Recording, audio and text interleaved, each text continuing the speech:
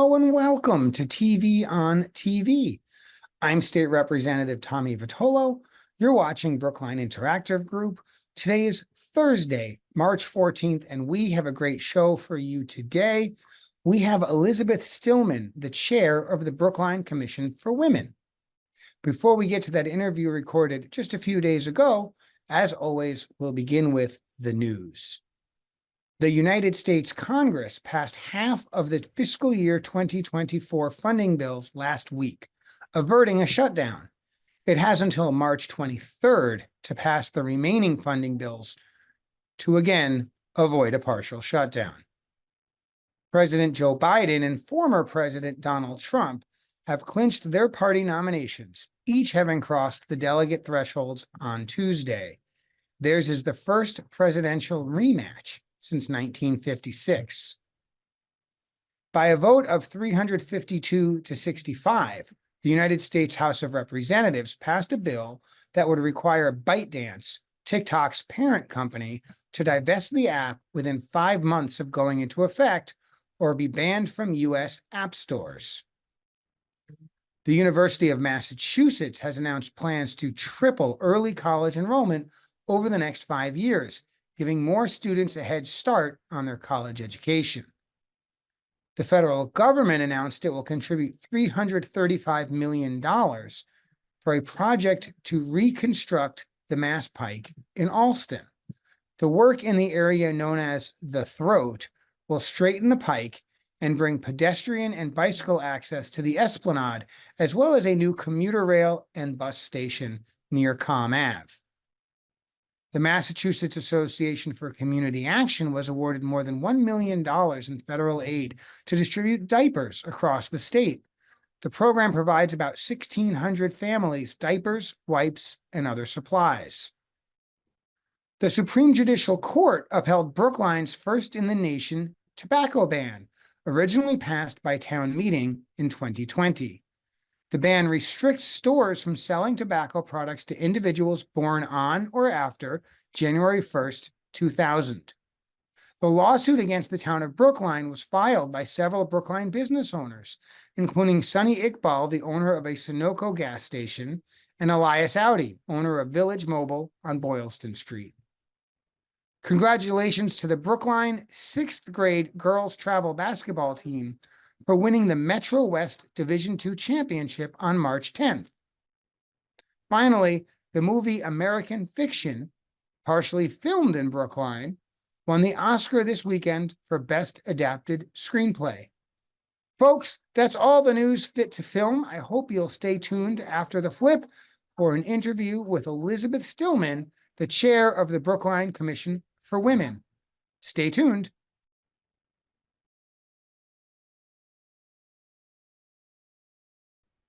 And we're back, as promised, with the chair for the Commission for Women. I'm still struggling to get it right every time. And Liz Stillman is here. She's the chair. She has quite a few tales to tell. We were actually chatting before the interview a little bit. But we're going to try to stay on topic and get right to it, folks. Liz, thanks for being on the show. Oh, I'm absolutely thrilled to be here. The first question is kind of the same for everybody. What have you been doing your whole life? What's going on? What's up? What's good? Where you been? Where you going? Oh, well, I can tell you that I am not somebody who was born in Brookline. I was actually born in New York City. I'm a proud graduate of the Bronx High School of Science, the other BHS. I came to Massachusetts for college and law school and never left. I went to Tufts. I was a social psych major, and I'm a graduate of Northeastern University School of Law. I've lived in Brookline since my oldest daughter was in pre-K. And now I have 3 children who've all graduated from BHS. 2 have graduated from college. 1 is a college freshman. And today, the day of this interview, is actually his birthday. He's 19. I joined the Brookline Commission for Women after going to a Women of the Year event prior to the pandemic, and I thought, this is so cool that we celebrate women. And I, went through the process, put in my application, and joined. And I served as secretary for a number of years. Last year I was vice chair, and this year I was fortunate enough to have my colleagues on the commission vote me as chair. And so that's where I've been. Where am I going? I don't know. At the moment, I am a professor at Suffolk Law School, and I'm enjoying that. I teach a lot of classes, both for undergrads, which is really fun energy, and for students who are in academic difficulty, which is, it's a hard place to be for them. So I spend a lot of time using that social psych degree. And Commission for Women, people have some perhaps general idea, but can you give us a sense of what the charter is, what the goals are? You don't have to give me a verbatim, but what's the big idea? We're just, our mission is to promote equity and justice for all women and girls, including everyone who identifies as female. We are looking for gender justice. We look at intersectionality. We wish to collaborate with other parts of the town. We've spent a lot of time recently working on issues of reproductive justice, pay equity, menstrual equity, making sure that women businesses are supported and collaborative with each other. And we advocate for equal treatment. We want women to have a voice in the governance of the town of Brookline. So we're working on that. We have worked with the high school on issues of sexual harassment. And so these are the things that we are here to do. We mainly engage in advocacy, and every now and then we have a fabulous event. Love it. And we're going to get to that fabulous event coming up later. Let's dive in a little bit. You mentioned reproductive access, reproductive justice. Can you give us a sense of sort of where we are locally, where we are at the state, and then I think quite differently where we are nationally, and how you see all of that coming together, and what the Commission for Women is doing about all of that? Well, luckily for us, we are living in this wonderful bubble of Massachusetts, where we have a Roe Act that was signed in by Charlie Baker on his way out, and in Brookline, where we have taken steps to protect providers, which is wonderful, because the threat that doctors or anybody who works in abortion or any kind of reproductive rights would be somehow threatened is something that is really on the forefront of all of these providers' minds, and we need these providers. Nationally, it's another story. Dobbs, got rid of Roe. And without Roe, every state is now able to do whatever they want in terms of abortion, even to the point where it's completely banned in a number of states. And recently, a state decided that IVF, the embryos that are created through the IVF process, are human beings and need to be protected, which means that nobody can have IVF in that state. So when you think about it, very pro-life people are preventing pregnancies from occurring, which is ironic and foolish. So what is the Brookline Commission for Women doing? We are reaching out to other commissions for women around the state to see what we can do. We have put out a statement on Dobbs and how threatening it is to women and women's integrity and autonomy. And, we know we are lucky to be in Massachusetts, but not everybody is.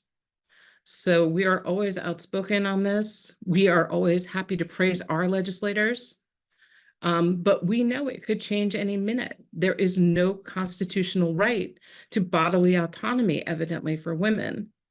No federal constitutional right. The Massachusetts Constitution is, since the federal Constitution is a floor and not a ceiling, I would say Massachusetts is definitely like on the 8th or 9th floor above it. But it is disheartening to us that people in other parts of the country do not have the same access or autonomy or respect. But also we know a new legislature, a new governor, things could change. And so we're doing everything we can to make sure that this bubble that we're living in doesn't burst. So as a legislator, knowing my colleagues, I have no expectation that Massachusetts is going to slide backward. If the federal government forces us to do something, that I can't speak to, but at the state we're not. So a bubble burst I'm less worried about, but I wonder, are there ways to expand the bubble? What can Brookline or Massachusetts be doing for pregnant people in other states to be helpful? Our providers can prescribe medications, assuming that they are comporting with Massachusetts law. Our providers can welcome people from other states without threat, thankfully, of being prosecuted in other states. I know that Texas has basically said, we will come for you. But we have put some guidelines into place in both Brookline and Massachusetts that make sure our providers are safe. So what can we do? We can continue to make sure that Massachusetts and Brookline are safe places for women who are seeking any kind of reproductive care. We have a clinic on Harvard Street. I pass it all the time, and there are people out there with signs and trying to prevent people from coming into the clinic. And it is absolutely flabbergasting to me that they assume that everybody who's walking in for whatever service they're walking in for is there to end a pregnancy just because they feel like it's something they need to do. I don't think that women ever make that decision lightly. There are people who are walking there because their pregnancy is not going to last, or their child would suffer, or something is, whatever is going on with them, there's a medical reason for it. And I think the Brookline Commission for Women and Brookline in general needs to make sure that the people here who actually have the rights are able to exercise them. So we've been working on that. We are aware that there are some fake abortion clinics. In fact, I saw a sign this morning on my way to the train with a QR code saying, "Did you know there are fake abortion clinics in Brookline?" And I was like, ooh. But there are some of those clinics. And these are the so-called crisis pregnancy centers. Is that another term? And we do have some in Brookline. So we're not going to go protest. Those buildings are full of other medical offices and that kind of thing. But we are keeping an eye on that. Certainly a lot going on. And at the State House, it's been fairly quiet this year on reproductive justice. But there has been subtraction around menstrual equity. So I want to bring up the IM bill. I know a little bit about it, certainly. I'm sure you do as well. Maybe you could tell folks what the IM bill is, how it ties in with the ground that Brookline has already covered. And I know that relates to the Commission for Women and the efforts of at least some members of the Commission for Women, which are fantastic. Give us a little sense for what's going on in that space. One of our fabulous commissioners, Rebecca Stone, was at the forefront of making sure that menstrual products were available in public buildings throughout Brookline, which means the public schools, libraries, town hall, the Department of Health, anything that is a Brookline building. So menstrual products should be available free of charge in all of these places. The IM bill, of course, is at the state level, and it has been passed by the Massachusetts Senate. And it is to increase access to menstrual products in prisons, homeless shelters, public schools. We would never think that a bathroom should not have toilet paper or paper towels, and nobody blinks at the cost of that. So why would menstrual products not be available similarly? And the thing about the IM bill is that it was passed by the Senate. It was amended. It was almost a unanimous vote. I think it might have actually been a unanimous vote. And it's sort of languishing in the House. So I know it went to the Ways and Means Committee. And I know that there has been some, I believe Massachusetts chapter of NOW, National Organization of Women, has come up with sort of a cost study, which I assume is something that the House is aware of, but I'm happy to email it to you if they're not. I don't know why it's stuck. I can't speak to why that particular bill isn't moving more quickly. I can tell you that the House has been pretty focused on some other issues. There's a lot of bills kicking around. I'm hopeful that we can pop it out of House Ways and Means this session. I suspect we will. And I have that Mass Now analysis. I think there's that's probably not the analysis that Ways and Means would use. They have access to, in a sense, better numbers. I wonder, I think I know the answer to this, but I ask it anyway. So Brookline has had menstrual products in public restrooms, to be explicit, both men's rooms and women's rooms. Mhm. for several years now. So we should have some sense of cost, both the cost to maintain the product and also any vandalism or destruction or anything like that. What have we experienced in Brookline? I haven't heard of it being a budget buster. I have not heard any complaints about it being a budget buster either, nor have I heard any reports of there being vandalism, people taking menstrual products and using them for any untoward reason, nothing like that. So I do think there have been some circumstances where public places have not always been supplied. And so I have to, and so we have actually the Brookline Commission for Women, every time we go into a public part of Brookline, we check the ladies' room just to see if actually there is a supply. And, so far for me, at least, so good. I have not checked the men's room. If you would I like to be do. our ally in that, we Yeah, would I appreciate it. actually, I do check. And what typically happens is there's actually usually sort of one tampon just sort of on that little shelf because Mhm. somebody was like, is this real? Oh, it is. And then that one stays there and then no one else needs to test it because it's there. And that's been my Yeah. experience in the men's rooms.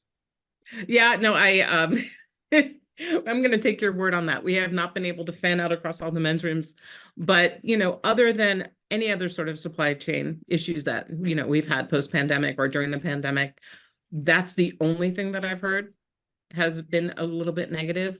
But for the most part, I know that the school system is thrilled to have all of this, elementary schools, the high school. It's important. So no, I don't think we've run into trouble. And certainly I don't think, we're declaring bankruptcy over tampons.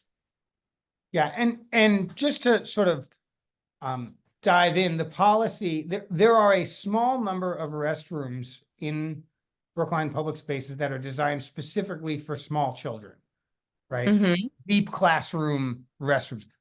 Are they obligated to have them? Or is there sort of some nuance to the policy? I don't know. I wouldn't imagine, but there are teachers who probably use those rooms.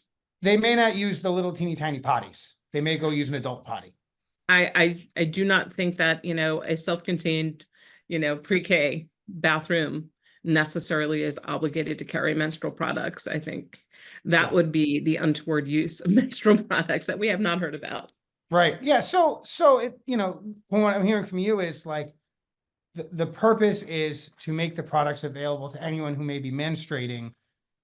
That's a perfectly reasonable thing. That's sort of the end of the conversation. For the IM bill, obviously, federal prisons are not subject to state law. State prisons, the state is covering the cost for that. When we start talking about homeless shelters where it's a nonprofit or schools which are local, who's expected to pay and what's the theory behind that? Well, I mean, when you think about it, if the state is the person who, or the state is the entity that has determined that you should be spending time in prison, then the state should be paying for that. Homeless shelters are, subsidized, I think, fairly mightily, despite the fact that they are nonprofits. I am sure that there are a number of ways that they receive financial support from the state, and this should probably be one of them.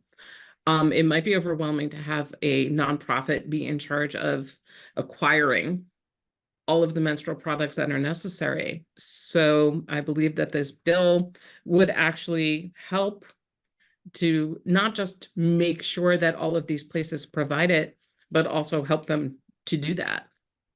But the states are in charge of the prisons for state prisoners. Homeless shelters, I mean, we have homeless shelters that have been commandeered recently from recreational facilities. There's no reason why if somebody is homeless, they should not be able to attend to their lives because they're menstruating. A homeless Oh, person sure. probably has a limited amount of clothing and, everything else that they could possibly need. Menstrual products are expensive. That's right. And I asked because, to be clear, I'm a co-sponsor of the bill. I asked because one of the things we hear, both that I hear from the Brookline Public Schools, but also my colleagues here each and every year from their school district is no unfunded mandates. Mm-hmm. This is one of those, like, it's going to be an unfunded mandate. And the local governments are going to have to figure it out because they, as you pointed out, they figured out how to pay for toilet paper and they figured out how to pay for paper towels and soap dispensers. And It's just part of the deal. And everybody has a hand sanitizer now. Yeah, that's right. So let's move on to pay equity, and that is a place where the House has had some action this session.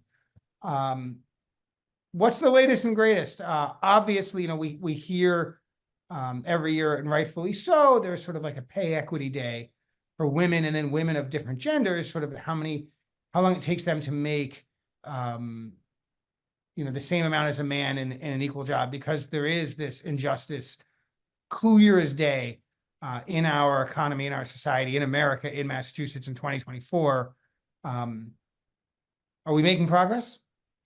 We're making progress because we're giving it sunshine. You know, we're looking at it. So whenever we open something up and become more transparent about it, that's progress. It's not enough, but it is progress in itself.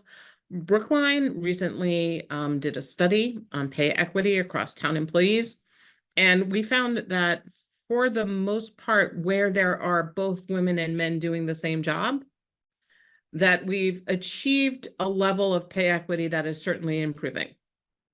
That being said, when it comes to the highest paid jobs, there are far fewer women being hired. So perhaps the pay equity is masking a hiring inequity in the town of Brookline.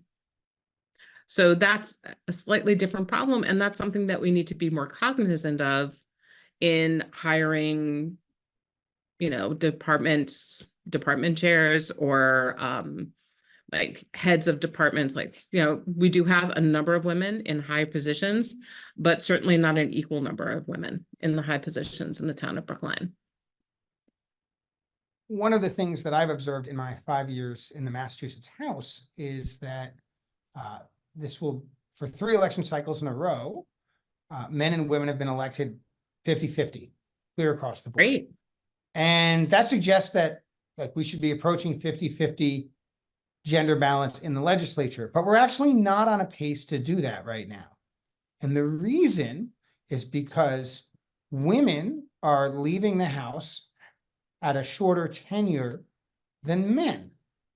So if the men stay around twice as long as the women, even if they come in 50-50, men will have 2/3 of the seats. Now, there's 2 possibilities here, or some combination of 2 possibilities. One is women are being treated poorly. There's less job satisfaction, whatever. And they're saying, I don't want to be here anymore. I want to go do something else because this isn't, you know, where I want to spend my time.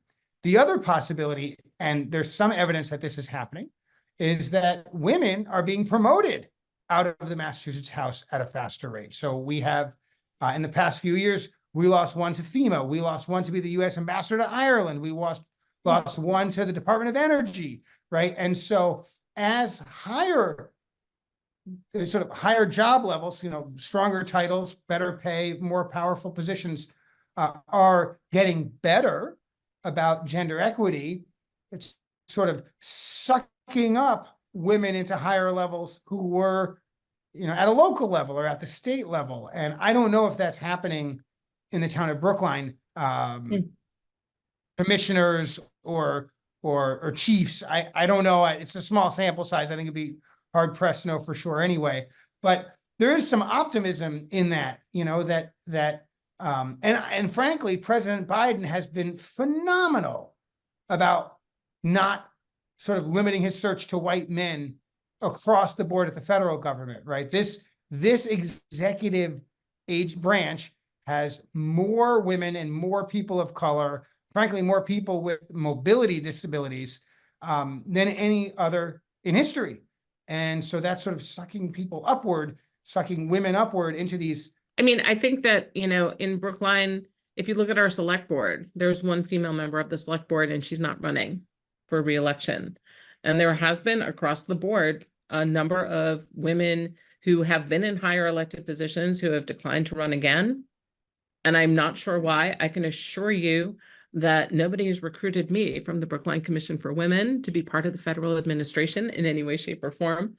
But I don't think that we have achieved that same level of equity, nor are we as diverse in the town of Brookline. I mean, I just had to work with town council about something. And when I looked at the roster of people, and there are 5 attorneys, I believe, in town council, and one of them is female. And these are fairly highly paid positions. So even if that one female attorney in town council gets paid the same as the men, there are still 4 of them and 1 of her. And so pay equity isn't everything. Representation is important, and we do not have representation equity. We have 1 female member of the select board. I can't account for town meeting. I'm not a town meeting It's member. about I know a lot of 50-50 and has been for a long time. Yeah. Yeah, that's great. Town meeting. But to it me doesn't pay anything. So if we're talking about pay equity, it doesn't help, right? No, I mean, representation matters. To me, town meeting, as somebody who grew up in New York City with, like, you know, a mayor and a city council and everything, seems very chaotic. But I'm like, wow, that's a lot of people. But I don't think that we have achieved gender equity in the governance of Brookline, other than obviously town meeting. I don't think the select board, which acts as the executive of the town, is equitable necessarily in a gender way. Yeah, I think that's clear. You know, we can count to 2 or 3. But then you also have to ask yourself, what is the incentive for women to become part of the governance? You know, how are we making these agencies work in a way that clearly does not seem to be working for women? And that's certainly something that the Brookline Commission for Women can start looking into. Yeah, I think that would be really interesting to kind of figure it out. And you know, it's a little complicated. The school committee, of course, puts in a tremendous amount of time. And like many school committees around the country, this Brookline School Committee has been majority women for as long as I can remember. And so, you know, what is it about that space that's more attractive? Is it social? Have they, the committee itself, figured out a way to run the meeting and support each other in a way that is more accepting or attractive to women? Lots of interesting questions there. I hope it sounds like a big project, but I hope you're able to get some insight on that. I think that's super important. Yeah, we have definitely been looking into why women are not running when they have had positions, or they're not participating as much in government. There are reasons. We just need to figure out. We just have 1 minute left, and I don't want to Sure. miss out on the opportunity to talk about the Women of the Year celebration. So tell us what you know, and tell us what we should put down on our calendars. And I will tell you that every year we are completely overwhelmed with the amazingness of the nominations that we get. Women in Brookline are doing amazing, fabulous, important, significant things for women, and everybody in the town of Brookline. We will celebrate the people that we choose. We're having a meeting tomorrow night, and we will have our event on March 20th at 7:30 in person at Hunneman Hall at the Brookline Village Library. and do people need to RSVP, or can they just show up? We're at the moment, we're just having people show up. 7:30, Hunneman Hall. That's the top floor of the main branch library in Brookline Village on March 20th, Women of the Year celebration. Yes, it is going to be amazing. Please come. Love it. And folks, that's all the time we have. Liz Stillman, Chair of the Commission for Women, thank you so much for being on Brookline Interactive Group today. Oh, thank you for having me. And we will see you, ladies and gentlemen, next week. Until then, be well.